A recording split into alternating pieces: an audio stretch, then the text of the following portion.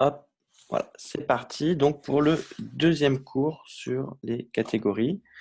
Et je vais appeler ça foncteur. Ah, il faut que je fasse marcher mon stylo. Je vais appeler ça foncteur puisque je pense que c'est un peu l'objectif que j'ai. Là, je vais parler pendant 1 heure et je vais me diriger petit à petit vers la notion de foncteur, je pense. Et voir un petit peu à quoi ça sert surtout. Cool, ça marche. Alors, donc, foncteur. Déjà, avant de parler de foncteur, je vais reparler de plusieurs choses que je t'avais expliquées la semaine passée, puisque je me suis trompé sur la définition d'une catégorie. Donc, définition de catégorie. En fait, j'avais hésité à un moment donné sur... c'est toujours des choses qui ne sont pas très intéressantes, mais j'avais hésité sur est-ce que... Ah, je frise déjà, bah, donc c'est rapide. J'avais hésité sur est-ce que l'ensemble des morphismes doit être considéré comme une collection ou un ensemble. Donc, en fait, Ouais, ici, attention, home, donc l'ensemble des morphismes entre deux objets est en fait une collection. d'accord. Une collection. Donc, ça veut dire un ensemble intuitif. Voilà. Et on a à ce moment-là, j'aime pas quand il transforme les traits en traits à sa façon. On a à ce moment-là une nouvelle définition. Donc, c'est pas très très important parce qu'une collection, un ensemble, c'est la même chose. C'est juste qu'un ensemble, l'idée en fait, c'est que, je te dis juste ça, ensemble, c'est pareil que collection. On va plutôt mettre une double flèche là parce que c'est pas évidemment égal, mais on va dire que c'est à peu près pareil. Et en fait, si on voulait définir ce que c'est qu'un ensemble, on dirait qu'un ensemble est une petite collection. Tout ça étant mis entre guillemets. Mais on peut formaliser ça, et c'est ce que Grothendieck a fait avec la notion d'univers. Un univers, c'est une collection qui est stable par les opérations de la théorie des ensembles. Et donc, un ensemble, qu'est-ce que ça va être? Ça va être un élément de l'univers. Et ensuite, ton univers, D'accord. c'est une collection, mais tu peux très bien t'amuser à emboîter les univers entre eux et à dire, ah bah, en fait, au tout début de ma théorie mathématique, qu'est-ce que je me donne? Je me donne une chaîne infinie d'univers croissants. Alors, en pratique, dans les constructions qu'on fait actuellement en mathématiques, on n'a pas besoin d'avoir une chaîne infinie croissante d'univers pour démontrer les théorèmes qui nous intéressent. Mais dans certains théorèmes, on a besoin d'avoir, par exemple, 3 univers qui s'imbriquent les uns les autres. Parce que je m'intéresse d'abord à un premier univers, puis je fais un pas en arrière parce que j'ai besoin de méta-raisonner sur ce que j'ai fait, donc j'ai besoin d'être dans un deuxième univers. Et ça arrive que des fois, on ait besoin même de faire un autre pas en arrière et donc D'accord. voilà. Alors, donc ça, c'est l'idée. Et on a à ce moment-là une définition. C'est, premièrement, donc, on dit qu'une catégorie est localement petite. On dit qu'une catégorie est localement petite. Euh, hop, si et seulement si de définition. Si et seulement si de définition, eh bien, pour tout xy appartenant, donc pour tout objet xy de la catégorie C, l'ensemble des morphismes entre x et y est un ensemble et pas juste une collection. C'est-à-dire il n'y a pas Mhm. beaucoup de morphismes. Et ensuite, petit 2, on dit qu'une catégorie est petite. On dit qu'une catégorie est petite. Eh bien, si seulement si de définition, elle est localement, donc là, ma catégorie, c'est C. Si et seulement si de définition, premièrement, elle est localement petite. Mhm. Et ensuite, l'ensemble des objets est un ensemble. Ah, ok. Voilà.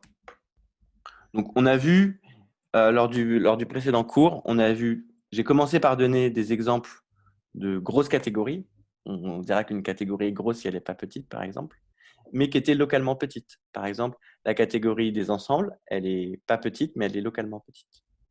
D'accord. Et donc, si hop de C est un ensemble. Rapidement dire ça. Quelques exemples. Eh bien, ANS, par exemple, la catégorie des ensembles, n'est pas petite. Donc, elle n'est pas petite parce que, voilà, l'ensemble de tous les ensembles n'est pas un ensemble, mais elle est localement petite. D'accord. Elle est localement petite. Pour l'instant, on ne connaît pas, enfin, nous deux, à cet endroit du cours, on n'a pas encore d'exemple de catégorie qui n'est pas localement petite. Toutes les catégories qu'on a vues sont localement petites. Tous les ensembles de morphismes, c'est toujours des ensembles. Okay. Et Ouais. de même pour toutes les autres catégories. De même pour le top, Amode, Anneau, groupe, tout ça, c'est du même type. En revanche, les catégories que j'avais regardées à la fin, donc j'avais noté ça, par exemple, C indice E inférieur ou égal, où je transforme un ensemble ordonné en une catégorie. Bon, ça c'est petit. J'avais aussi pris le classifiant d'un groupe BG. Ça, c'est petit, c'est un seul objet, et l'ensemble de ces morphismes, c'est le groupe. Donc, et un groupe, par définition, c'est un ensemble. C'est clair ou tu veux que je revienne sur cette notion? Non, c'est clair. C'est clair. Et de même, on avait aussi la catégorie avec un unique élément. Ensuite, on avait la catégorie avec deux éléments Avec 2 éléments. disjoints et la catégorie avec Avec une flèche entre les deux. deux Ouais. éléments. Alors, un truc, j'ai un peu re-regardé le cours que j'avais donné, un endroit où j'ai pas été hyper clair et j'aurais dû le dire, et je pense à un moment donné, tu avais envie de le dire. Évidemment, dans les ensembles ordonnés, quand par exemple j'avais dessiné n, il y a aussi toutes les flèches qui sont composées de ces flèches entre 0 et 1, 0 et 2, etc. Ouais. Je me souviens, j'avais Ouais, non, juste je me dessiné souviens très bien. Mais ça. ça, c'était clair pour moi, hein. Je Et te le dis, on peut. voilà. Voilà. Tu peux en Il y mettre a plein d'autres après. Et aussi pareil, cette quand tu avais. flèche-là. Voilà. Et toutes les autres. Et quand tu avais N2, c'est pareil, en fait. Enfin, tu sais, quand tu étais Voilà, ordonné tout à fait. Tu as pas raison. sur N2, tu avais la même histoire. Exactement. Bon, Ouais. toutes ces Non, catégories, le elles sont truc où petites. C'est petit. je sais pas si on avait, c'était pas fondamental, mais quand tu étais justement sur les ensembles ordonnés, on avait parlé de savoir si on parlait de fonctions croissantes ou de fonctions monotones. Et tu Ah avais oui. commencé par me dire que c'était les fonctions croissantes. Mhm. Et c'est vraiment le cas, c'est-à-dire qu'on ne peut pas prendre les fonctions monotones. Si On est tu peux. obligé de se limiter aux. Ah, Non, on peut tu prendre les peux, ça fonctions marche. monotones, pas Ouais. juste les fonctions croissantes. Ok, ok, Ça marche, mais à ok. mon avis, c'est pas la bonne notion. Il faudrait D'accord. vérifier pourquoi c'est pas la bonne notion. Mais moi, je t'avais donné une façon de voir que c'est pas la bonne notion, de la même façon que quand tu regardes deux groupes, on s'intéresse toujours à la notion de morphisme. On ne Mhm. s'intéresse pas à la notion de soit morphisme, soit antimorphisme. Et pourtant, la Mhm. classe, Ouais. je n'ai pas fait le calcul sur le papier, mais à mon avis, la classe des fonctions qui sont soit un morphisme, soit un antimorphisme est stable par composition et contient l'identité. Donc, peut-être Mhm. considérée comme une structure de morphisme. Tu vois ce que je veux dire? Ouais, non, je vois tout à Peut-être fait. que ça Mais c'est marche, un peu hein. comme. Peut-être que Ouais. ça marche. Je sais C'est aussi un peu que comme deux l'histoire lignes, des classes à gauche, les classes à gauche et les classes à droite, où finalement tu pourrais faire les mêmes choses pour l'un et pour l'autre, et tu décides d'en choisir un et tu prends que celui-là, tu sais, pour tes quotients et tout ça. oui, tout à fait. Je pense que c'est la même histoire. Tout à Ok. fait. Tout à fait. Alors pour les groupes, je ne suis pas tout à fait sûr, mais du coup, ça va être l'occasion de parler tout de suite de ce que c'est que la catégorie opposée. Catégorie opposée. Et je pense qu'on dit aussi éventuellement le dual catégorie. Tiens, je vais juste vérifier rapidement sur Internet. Wiki, catégorie opposée.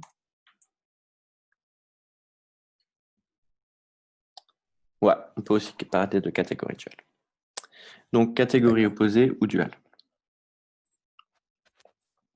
Eh bien, définition. Je prends C une catégorie. Et alors, la catégorie opposée, ou dual, eh bien, notez C exposant hop. Avec un seul P? C'est comme Ouais, ça que vous le un faites en seul. général? Ouais, Ok. un seul P. Un seul P. Bon, j'ai perdu mon retour vidéo. Comment je peux faire ça? Je suis allé sur Safari et je vois plus ce que j'écris. Tout à l'heure, c'était un plein écran. Moi, je le vois toujours, hein. Ouais. Et je vois que ouais. Et si tu peux plus écrire dessus, effectivement, c'est plus embêtant. Non, non, parce que je le vois sur mon iPad, mais j'avais un retour, vidéo sur mon Mac. Voilà. Ok, donc ce COP, eh bien, est la catégorie définie par.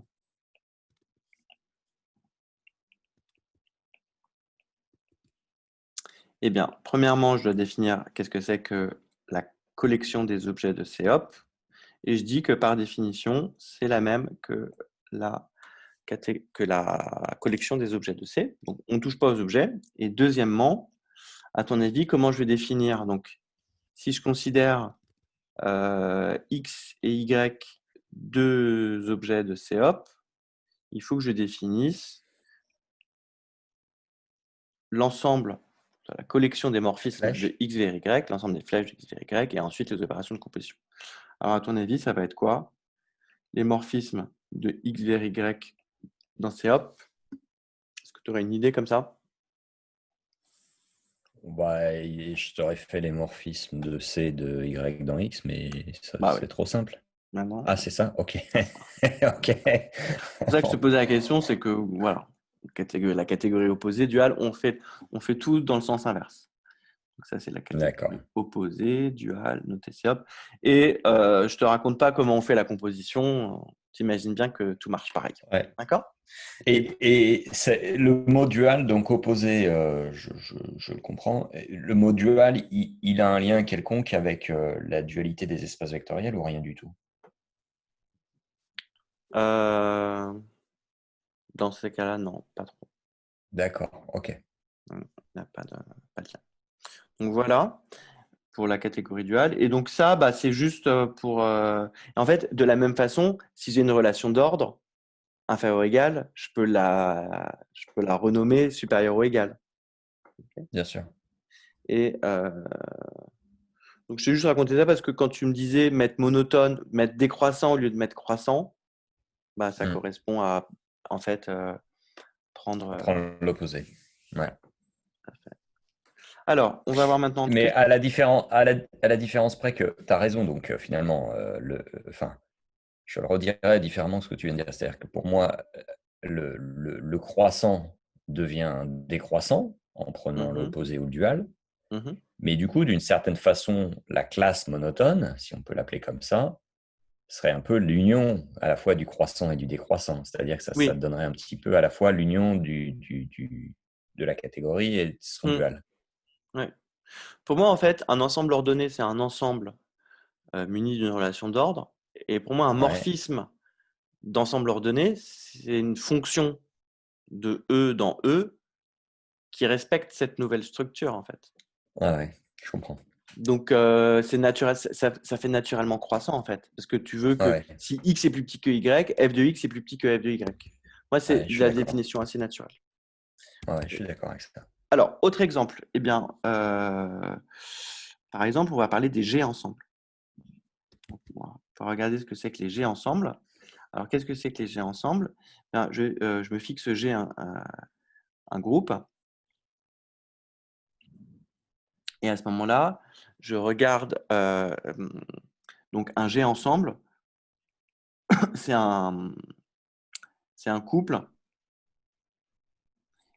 X et alpha, où X est un ensemble et alpha est une action de G sur X. Et alpha est alors une action, c'est un morphisme de groupe de G dans les automorphismes de X en tant qu'ensemble. Donc, les bijections de x de x. OK. Est une action. Alors, une action, je ne suis pas obligé de la définir comme ça.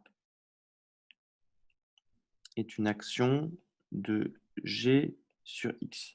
Alors, j'ai prévu pendant ces cours sur la théorie des catégories de faire de temps en temps, éventuellement, des petites parenthèses où je parle un peu d'autres choses. Donc, par exemple, aujourd'hui, je ne sais pas si j'aurai le temps, mais j'avais prévu de te parler de topologie algébrique, de cohomologie, d'espace topologique homotopiquement équivalent, ce genre de choses. Est-ce que… Des notions triviales, quoi. Des notions simples, voilà. Juste pour donner des petits exemples faciles, tu vois, des trucs qui font… Voilà, juste pour se mettre en route. Oui, Voilà, ouais, je comprends. Alors, est-ce que par exemple, là, tu aurais envie que je te montre comment je passe de la définition classique d'une action de groupe sur un ensemble à la version un peu plus abstraite que je viens d'écrire ici? Ou est-ce que c'est OK pour toi? Bah ouais, Alors, je peux le non, faire. carrément. C'est-à-dire que parce que euh, en fait, ce que je voudrais voir, c'est à quel moment Ah, on va faire dans les deux ton sens. géant, voilà, mais surtout le sens qui m'intéresse, c'est à quel moment finalement ton jet ensemble, c'est quelque chose de plus gros qu'une action de groupe. Non, c'est pareil. C'est pareil. Ah, ok. Moi, je voulais Non, mais juste… parce que tu je vois, voulais- parce que tu as ton. Non, mais parce que regarde dans ton hôte, parenthèse ans, Alors, attends, bon, euh, je vais expliquer le truc, OK? Attends, vas-y. écoute, vas-y. OK.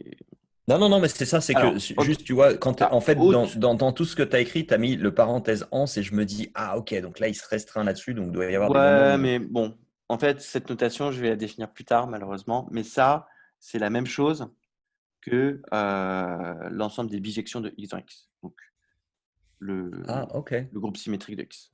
Tu vois, c'est d'accord. les automorphismes de x dans la catégorie des ensembles, c'est les isomorphismes de x dans x. Et les Ok, isomorphismes de x dans x, c'est les bijections de x dans x. Donc ça, si tu veux, je peux noter ça aussi. Bij ok.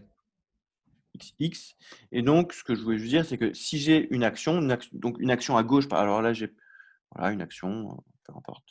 Par exemple, une action à gauche, c'est G croix X dans X, qui a un couple G petit x associe G fois X. Et les axiomes, alors je les connais pas, mais je peux les retrouver. C'est que GG' X, c'est GG' X. Et à mon avis, il doit y avoir un truc aussi du type EX égale X. OK? Mhm. T'es d'accord?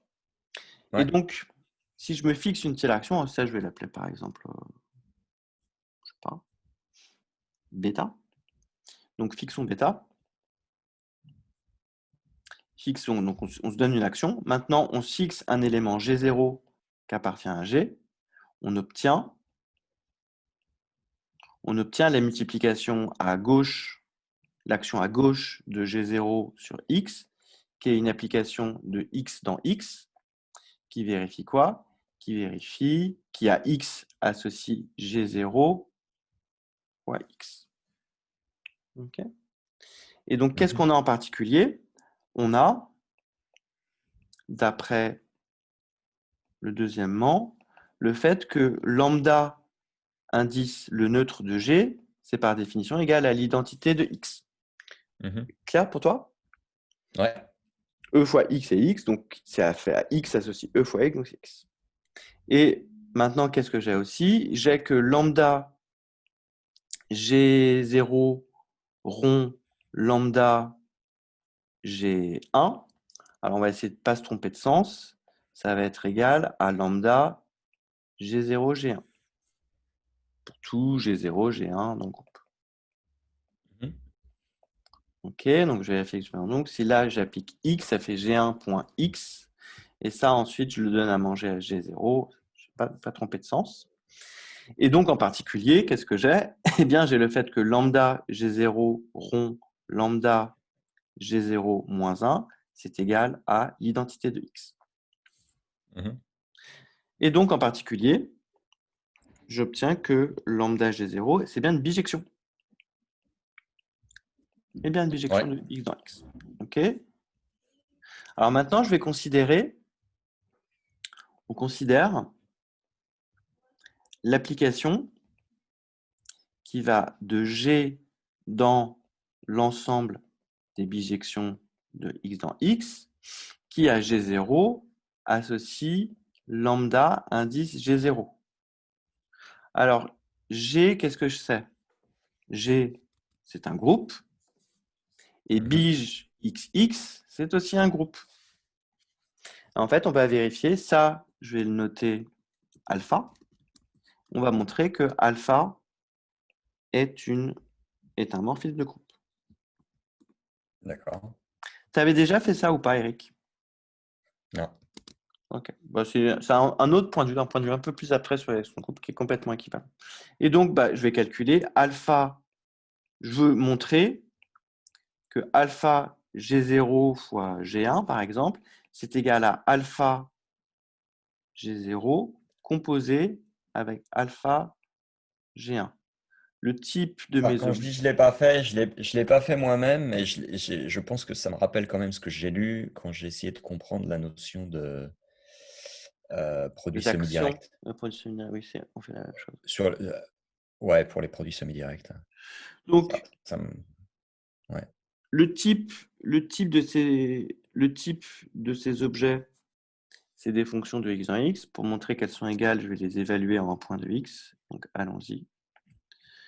Tiens, je vais faire celui de gauche. Alpha G0 rond alpha G1 évalué en x. C'est égal à quoi? C'est égal à alpha de G0 qui mange alpha de G1 qui mange lui-même x. Hop. Et alors lui, par définition, alpha de G1, on a dit que c'était lambda G1. Lambda G1 de x, par définition, c'est G1.x. Alpha G0, c'est lambda G0. Et lambda G0 de tout ça, ça me fait du G0.G1.x. Mais ça, d'après l'axiome numéro 1, c'est égal à G0, G1 de x. Et donc, c'est bien égal à lambda G0, G1 de x. Et donc, c'est bien égal à alpha de G0, G1 évalué en x. Donc, ça marche. Ouais. Le sens réciproque, je ne vais pas le faire parce qu'il va se passer évidemment la même chose. Donc, ça, c'était juste, tu vois, une petite parenthèse sur les actions de groupe. Donc, ici, là, sous-entendu, ce truc-là, sous-entendu, ah, j'aime pas quand il me fait ça. Enfin, je préfère mes cercles au cercle de nos habitudes. Il faudrait que je change d'option. Faire un cercle moins droit. Et donc ça, alpha, donc je demande que ce soit un morphisme dans la catégorie des groupes, donc de G vers. C'est plus clair pour toi maintenant la notation haute X ans? Ouais. Pour l'instant, on peut se dire que par définition, c'est les bijections de X en X. Mais je vais donner la définition générale de ce que c'est que les automorphismes d'un objet dans une catégorie. Alors, donc, revenons maintenant à ce que je voulais raconter. Et ben, en fait, on fixe. Donc voilà. Et donc maintenant, si j'ai X alpha et Y bêta 2 G ensemble, donc ici, ce qui est important dans la notion de G ensemble, c'est que l'ensemble G ne bouge pas. On fait juste bouger les ensembles. Mais le groupe G, pardon, ne bouge pas. Et donc, bah, un morphisme de X alpha vers Y bêta, qu'est-ce qu'on dit? Bah, ça va être ce qu'on a. Je ne sais plus comment on appelle ça. Donc, c'est une fonction, c'est une application f de x vers y, je crois qu'on dit qui est g équivariante. G équivariante, je crois que c'est comme ça. G et D'accord. variante. Et donc, qu'est-ce que ça veut dire? D'accord. Ah, bon, bah, ça veut dire le truc naturel. Ah, il continue. Alors, donc tu vois, là, tu vois le truc que je vais dire, le truc naturel, IE. Pour tout x appartenant à grand X, pour tout G appartenant à grand G, eh bien, f de G.x est égal à G. Donc là, c'est l'action alpha. Et puisque je vis dans grand X, et là, c'est l'action bêta. Puisque je vis désormais dans Y. D'accord. C'est juste un exemple, ok? On va pas forcément travailler avec cet exemple. Et donc, ça fait une catégorie. On obtient une catégorie. On obtient une catégorie. La catégorie des G ensemble. C'est une catégorie localement petite. On obtient une catégorie notée. Alors, comment on la note? On la note. Je crois qu'on la note. Comment je vais la noter? Je ne sais pas comment je vais la noter. Je peux très bien la noter comme ça. G. Voilà. Alors, je voulais te donner un autre exemple. Donc, j'avais mis petit a, j'imagine. Ouais, petit a, G ensemble. Petit b, espace pointé. Petit b, espace pointé. Juste pour revenir sur les localement petites ou pas, Ouais. de façon générale, on travaille également avec les trois ou il y en a une en particulier qui revient beaucoup plus souvent que l'autre ou que les deux autres? Non, on ne fait pas la distinction. C'est juste du vocabulaire. Il ne va jamais y avoir à un moment donné un théorème qui va dire ah oui, alors si ça c'est si cette catégorie est localement petite, alors j'ai le droit de faire ça. Si elle est petite, j'ai le droit de faire ça. Mais tu vois, c'est juste du vocabulaire. D'accord, c'est pas des trucs du genre, je vais prendre une analogie à la con, mais c'est pas des trucs du genre, bah, tu vois, les espaces vectoriels, quand tu es en dimension finie, tu as quand même un truc qui est très très différent que quand tu n'es pas en dimension finie. Non, C'est pas ça. Il n'y a pas un gap comme ça. non, Ou bien les espaces de Banach versus ceux qui ne le sont pas, où la notion de complétude t'amène vraiment un truc que tu n'as pas ailleurs. non, Il y a pas ces trucs-là. Ok. non. C'est une fausse. Pour moi, c'est une fausse notion en quelque sorte. C'est une fausse bonne idée. Ouais. C'est joli, Ok. quoi. Ça permet quand même de mettre, de voir, il y en a des petites, des localement petites et d'autres qui sont énormes. Mais tu vois, si à un moment donné on me bloque là-dessus, je pourrais toujours dire, bah c'est pas grave.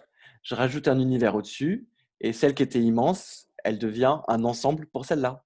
Donc, elle n'était pas Ouais, petite, mais maintenant elle devient petite, locale. En fait, d'accord. quitte à changer d'univers, toute catégorie qui était grosse, je peux la faire devenir petite. Il suffit juste que je trouve un univers dans lequel la collection des objets de cette catégorie devienne un ensemble. D'accord. C'est pas très intéressant. Donc, espace pointé, bah, qu'est-ce que c'est qu'un espace pointé? Définition. Euh, un espace pointé est la donnée de X espace topologique et petit x appartenant à grand X. Okay, c'est un espace et un point base. C'est ce qu'on appelle un espace pointé. Et donc les morphismes, bah, c'est les morphismes de XX vers YY. Eh bien, ça va être, c'est une flèche de X vers Y qui envoie f de X sur Y. Okay. Et ça, c'est noté. Donc, on obtient une catégorie. La catégorie obtenue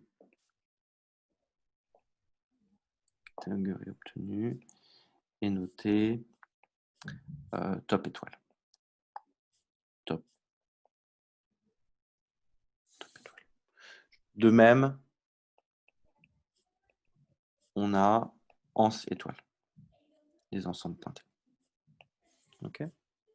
Voilà, un autre exemple, espace pointé. Alors maintenant, je vais faire catégorie relative. Catégorie relative.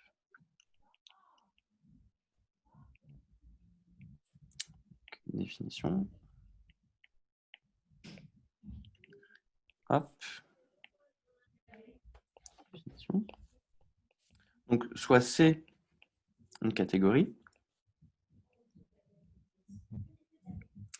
et soit A, tiens, je vais appeler A, soit A un objet de C. Okay. Donc, on définit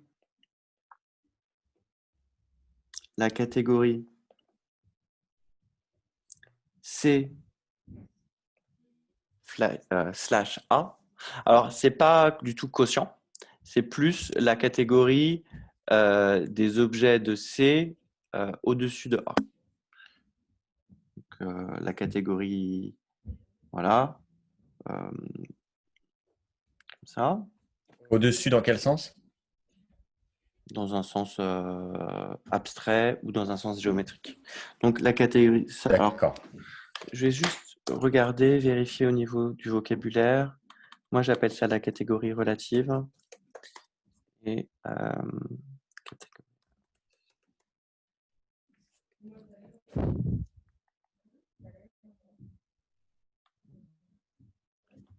hop, j'ai l'impression qu'il n'y a pas ça, non.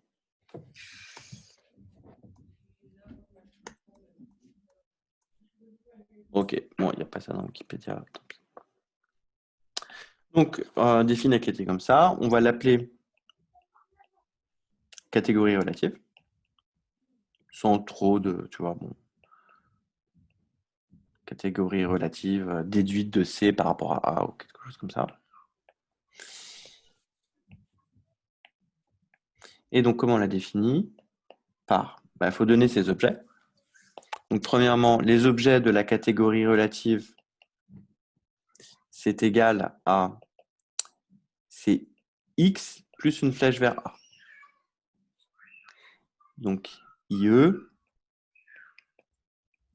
un objet de la catégorie C sur A, c'est un couple, si tu, par exemple, même si on ne le voit jamais comme ça. C'est un couple X, F, où X est un objet de C et F est un morphisme. Alors, morphisme, je vais le noter bien comme ça, si je veux, par exemple.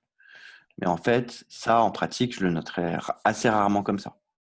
Ça, je le noterai plutôt où F est une flèche de X vers A. Okay.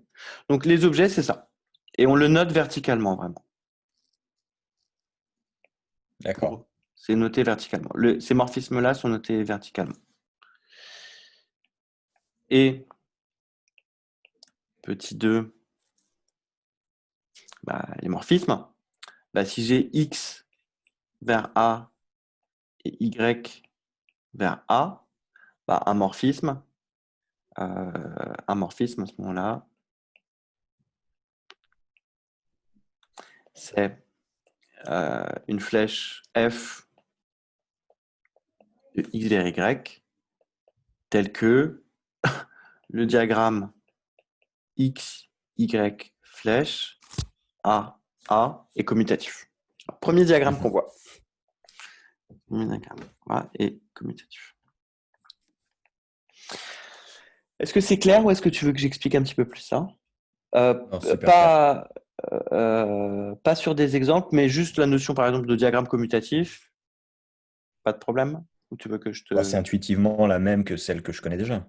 Tout à fait. C'est juste que là, Oui. alors cette flèche-là, on l'appelle la flèche structurelle, hein, de l'objet relatif. Ok, ça c'est les flèches structurelles. D'accord. D'accord.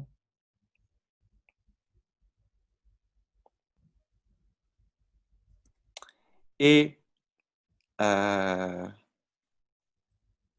je sais pas comment on peut les noter, peu importe, hein. La flèche structurelle de cet objet-là, je peux la noter par exemple P indice X, et celle-là, tu vois, tu peux me dire que je note comme ça. Donc là, j'ai P indice X. C'est des projets, faut la comprendre comme une projection, un petit peu. Sur Y. Et donc, bah, diagramme commutatif, ça veut juste dire que, alors, quand je fais F, puis la projection sur Y, ça me fait la même chose que la projection sur X. Tout simplement. Okay, et ça, c'est des opérations, c'est des opérations qu'on a le droit de faire parce que c'est justement la donnée d'une catégorie. On peut composer les flèches. Okay. Alors, on va voir des exemples de catégories. Et voilà. Ça fait donc une catégorie. J'ai donné sa notation. C'est sur A. Les objets relatifs au-dessus de A. A est fixé. Et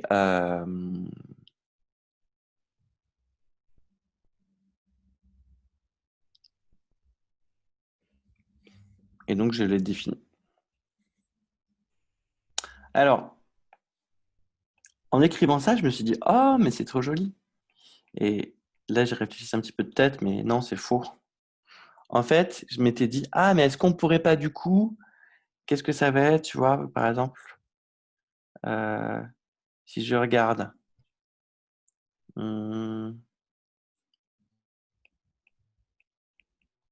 la catégorie des groupes et que, alors je vais me fixer X, je prends la catégorie des groupes. Là, c'est compliqué, hein. C'est-à-dire que, en fait, je te présente les choses de façon formelle avec les définitions que je viens de te donner. Mais en vrai, quand tu as vraiment mangé la théorie, tu sais que toute notion catégorique admet une version duale. Tout concept catégorique admet un concept dual. Par exemple, la catégorie relative des X vers A, j'ai aucun problème pour me dire, mais je peux aussi le faire dans l'autre sens. Ok, alors je ne sais pas du coup comment je l'aurais noté. J'aurais noté vraisemblablement, tu vois, avec le A de l'autre côté.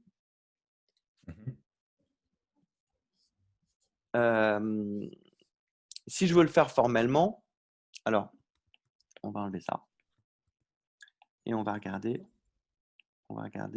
la notion duale.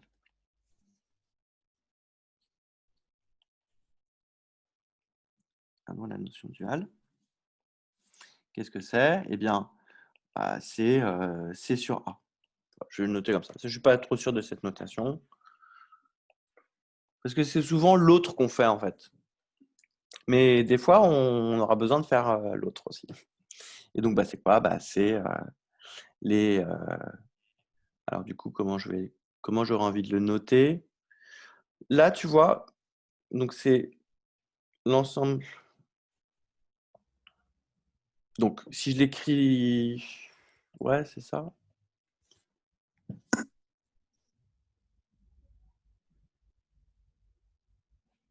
Alors là, j'ai pas vraiment envie de mettre A, flèche vers le haut, vers X. Parce que c'est mon objet X, qui bouge, et c'est mon objet A qui est fixé. Ouais. Donc, ok.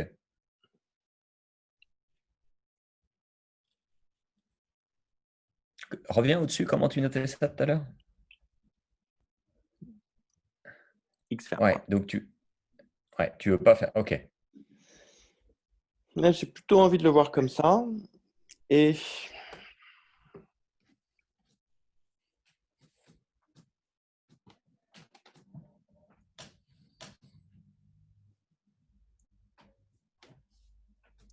c'est vraiment un peu différent, quoi.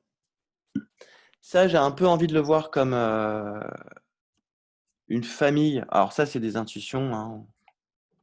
Ça, j'ai un peu envie de le voir comme une famille d'éléments de X indexés par A. Famille d'éléments de X indexé par A. Donc, c'est comme si finalement mes objets de C sur A, c'était un peu comme les suites indexées par A.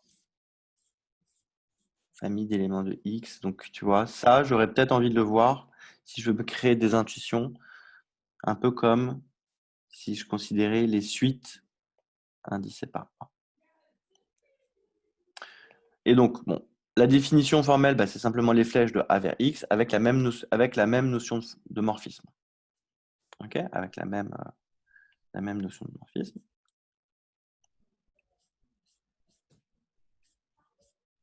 Alors, du coup, on va regarder ce que c'est.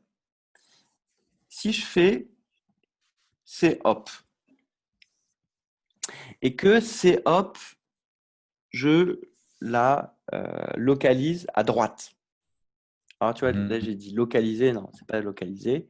Si je la prends relativement à droite, au-dessus de l'objet A, ça va me donner l'ensemble des coupes X vers A.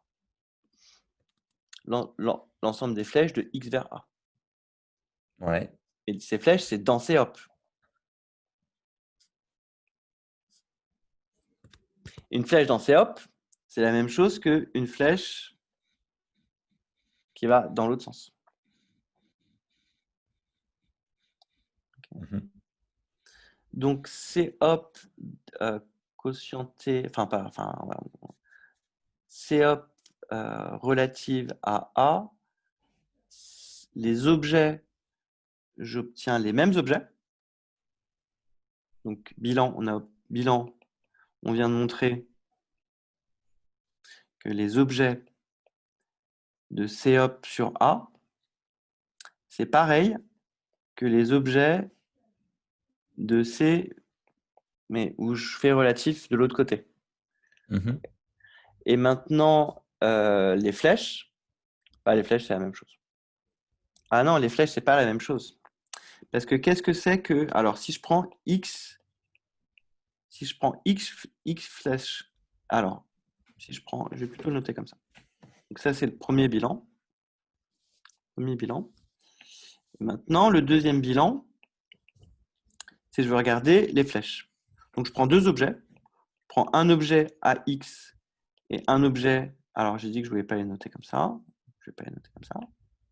Je prends un objet AX et un objet AY dans cette catégorie-là. Donc, dans C sur A.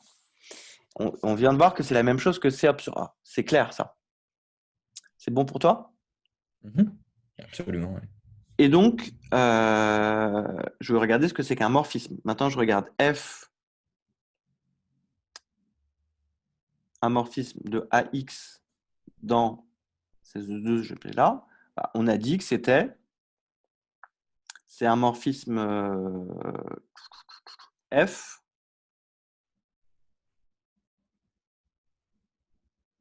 de X vers Y, tel que j'ai d'abord A qui va dans X, A qui va dans Y, et là j'ai F. OK?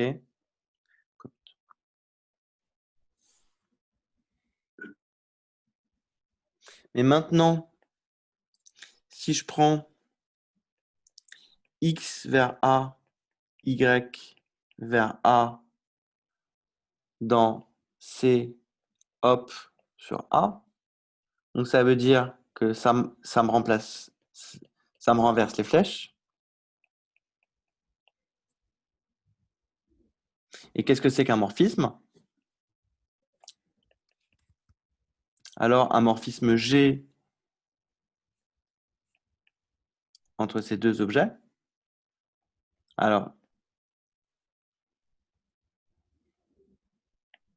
donc j'ai un premier objet ici, j'ai un deuxième objet ici. Les flèches de C-hop, je vais les noter en vert fluo. Ça, c'est une flèche opposée. Et ça, c'est une flèche opposée. Donc, par définition, une flèche de X vers A dans la catégorie opposée, en fait, c'est une flèche de A vers X. Et donc, je veux une flèche, par définition, de X vers Y dans la catégorie opposée qui fasse commuter le diagramme. OK? qui fasse commuter le diagramme. Bon, bah là, je vais alors, j'ai dit que j'ai noté en vert fluo, qui fasse commuter ce diagramme. Voilà. Et donc, on voit que tout est retourné. Donc, c'est une flèche qui va, ça c'est dans C, C, et dans C. Donc, bilan, qu'est-ce que j'obtiens? J'obtiens que les morphismes, là j'étais dans cette catégorie-là, dans COP sur A, bah, les morphismes dans COP sur A, j'ai les bons objets, mais je vais dans le mauvais sens. Au lieu d'aller de X vers Y, je vais de Y vers X. Ça, c'est un morphisme. Ce truc-là, là, ça, c'est un morphisme de COP égale morphisme typique. Morphisme de COP relativement à A. Alors que nous, on avait vu que les morphismes dans C sur A, ça allait de X vers Y. Bon, bilan. Ouais. Tiens, on va écrire ça en rose. Bilan, bah, on vient de démontrer que quand je prends la catégorie opposée de C, que je la regarde relativement à un objet A, j'obtiens les mêmes objets que la catégorie C, mais où je l'ai pris, relativement de l'autre côté. J'obtiens les mêmes objets, mais les flèches vont dans les sens contraires. Donc, si j'oppose cette catégorie, j'obtiens cette égalité. Okay. Donc ça veut dire en fait un petit peu que ouais, tout ce qu'on peut faire dans un sens, on peut le faire dans l'autre. Alors là, je l'ai décortiqué. Et en fait, je l'ai décortiqué en live devant toi. Et ça, par exemple, c'est un truc que j'ai jamais vu écrit quelque part. Et c'est un truc que j'ai jamais non plus écrit moi-même. D'accord. Et c'est plutôt quelque chose où dans un bouquin de catégorie, on mettrait juste, bah voilà, en inversant les flèches, on obtient la notion duale et ça marche. D'accord. Et c'est un outil qu'on utilise beaucoup ou finalement pas forcément? De quoi? La La notion catégorie duale. relative ou la notion duale? La notion duale. La notion duale tout le temps. Tout le temps Ah, ok. parce que nous, en fait, par exemple, je vais t'introduire un concept. Et on va beaucoup bosser ce concept. Mais ensuite, il y a le concept dual. Et c'est tous les co. D'accord. Par exemple, on va bosser sur la notion de produit. Définir ce que c'est que le produit de deux objets. Et donc, il y a la notion dual. Où tu recopies toutes les définitions, tu fais tout exactement pareil et tu inverses toutes les flèches. Et on appelle ça un coproduit. C'est une notion qui est ultra importante aussi. De la même façon que là, c'est très important de regarder la situation où la flèche va vers le bas, mais c'est aussi très important de regarder où c'est pas X qui est à la source de la flèche, mais X qui est au but de la flèche. C'est aussi un cas très important. Et donc, généralement, ce qu'on fait, c'est on se concentre uniquement sur une notion et ensuite, l'autre notion, on dit, on a la notion duale. Et généralement, on n'en dit pas beaucoup plus, mais dans certains cas, on en dit beaucoup plus aussi. Donc, la notion de catégorie duale, elle est très importante parce qu'elle est sous-jacente à tous ces raisonnements. Mais je te dis, typiquement, dans un livre de catégorie, là, il y aurait juste eu une phrase, en fait, du genre, on a une notion duale qui est ça. Au lieu de regarder X vers A, je regarde A vers X. Alors, c'est la notion duale, mais là, ce que j'ai montré, c'est que, oui, en fait, c'est la notion duale, mais on peut la voir, en fait, comme la même notion. D'accord. C'est-à-dire qu'ici, la notion de localisation, la notion de relativisation à gauche, j'ai dit que c'était pareil en fait que la notion de relativisation à droite, pour une autre catégorie certes, mais c'est une relativisation à droite. Et ensuite, j'ai juste besoin d'inverser les flèches.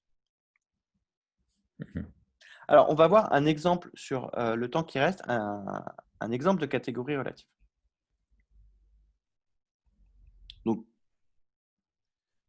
je n'ai pas du tout rempli mon contrat, qui était de parler de la notion d'isomorphisme. Parler des foncteurs. Parler des foncteurs, parler de topologie algébrique, parler d'espace homotopiquement équivalent, etc., etc. Personnellement, ça me convient très bien parce que je trouve ça sympa d'improviser des trucs, ou tu te reviens à parler d'action de groupe, tu reviens à parler de trucs un peu qui te tordent le cerveau, de remplacer les flèches comme ça. Tu me diras peut-être après le cours si tu dis ouais, non, quand même, ça Non, serait non, bien c'est qu'on se super fixe un sympa. programme et Mais qu'on non, non, avance. c'est super sympa, mais j'aimerais toucher du doigt donc tout ce qui est topologie algébrique et homotopie, etc. Ouais, Ça va pas me manquer aujourd'hui, ça je te le ouais, ok. rassure tout de suite. Mais aujourd'hui, Parce tu voudrais que quoi? Tu voudrais un truc? non, mais j'aimerais commencer de toucher du doigt. J'ai aucune idée de ce qu'un foncteur est.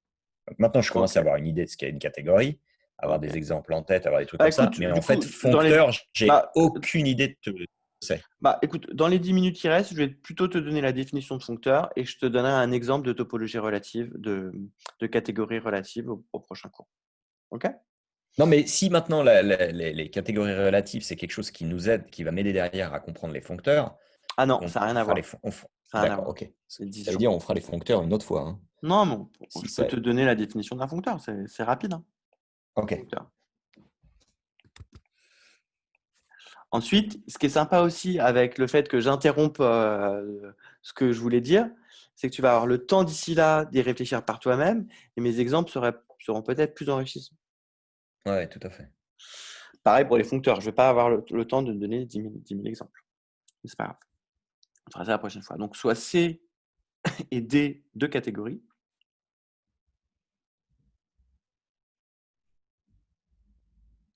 Un foncteur de C dans D est une application. Alors, est une application grand F de. Alors, formellement, on va dire c'est une application de. Ensemble Il y des a, objets de il y a C. un objet de D'accord. C associé à un objet de D et. Alors, en fait, là, j'essaie de mesurer à quel point il faut que je sois formel et moins clair ou je peux être un peu Ouais, informel et plus clair. Donc, ouais, je vais bah, plutôt va choisir plutôt le sur le côté informel. informel et plus clair, ouais, Donc, carrément. c'est à la fois une application. Alors, du coup, je vais noter ça comme ça. C'est marrant, là, je suis en train d'inventer une notation. C'est à la fois une lettre grand F qui va des objets de C dans les objets de D et en même temps une flèche grand F qui, lorsque j'ai deux morphismes, j'ai un morphisme de X vers Y, eh bien, je peux le transformer en un morphisme de F de X dans F de Y. Donc, en fait, c'est mal dit ça. Donc, Donc, un foncteur est la donnée. Premièrement, d'une application grand F, des objets de C dans les objets de D. Donc, ça veut dire un objet d'une catégorie, j'associe un objet d'une catégorie. Et deuxièmement, pour tout couple d'objets XY, d'objets de C, pour tout couple d'objets de C, XY, et pour tout morphisme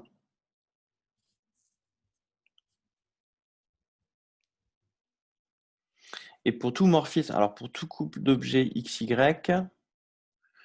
allez, on va faire comme ça, une application, encore notée F,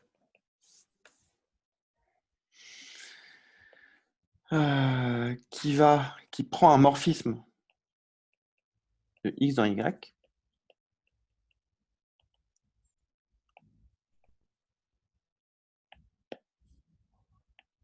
et le transforme en un morphisme dans la catégorie D de F de X dans F de Y. que ce morphisme-là, je le note f de f. Donc, là, je fais une petite pause dans la définition pour expliquer plus clairement ce que ça veut dire. Bilan. Bah, si j'ai une flèche de x vers y dans C, je peux appliquer mon foncteur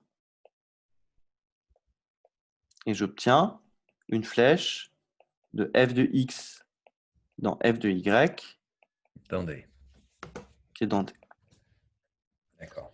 Voilà, ça c'est un foncteur. Et ensuite, je demande quelques conditions.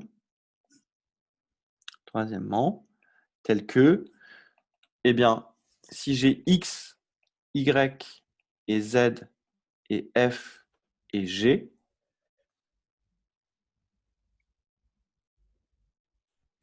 alors je demande que quand j'applique le foncteur à grand G rond f, c'est pareil que le foncteur appliqué à g rond le foncteur appliqué à f.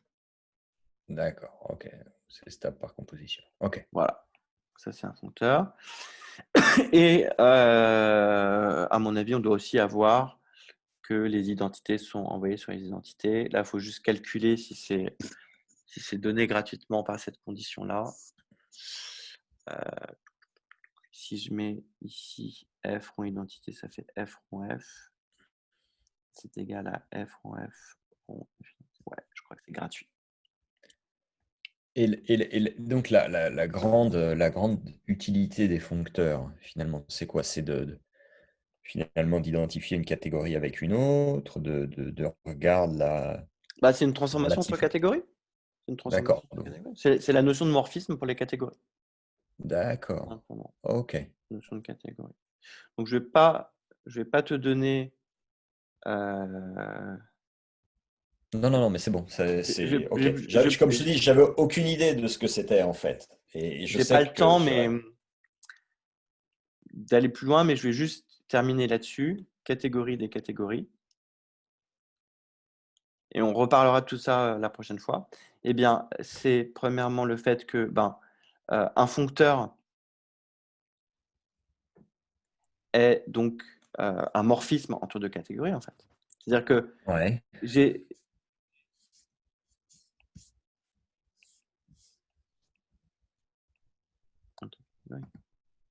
Okay. Et donc, on a commencé par parler des objets, les catégories, et là, maintenant, on explique ce que c'est qu'une transformation d'une catégorie dans une catégorie. C'est un foncteur. Mhm.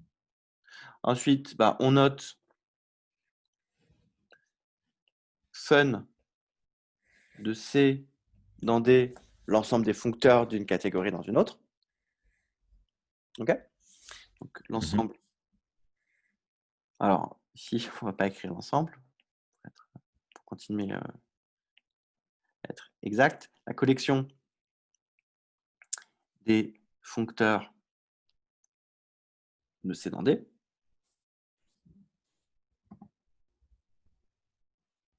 Je ne t'ai pas expliqué. Bon, on a clairement un foncteur identité qui a x associe x et qui a f associe f, qui a un objet x associe lui-même et qui a une flèche petit f entre deux objets x et y associent la même flèche. Et on a une notion de composition des foncteurs qui est assez évidente aussi. T'imagines le truc. Et donc, bilan, on a obtenu une catégorie. On a obtenu la catégorie des catégories.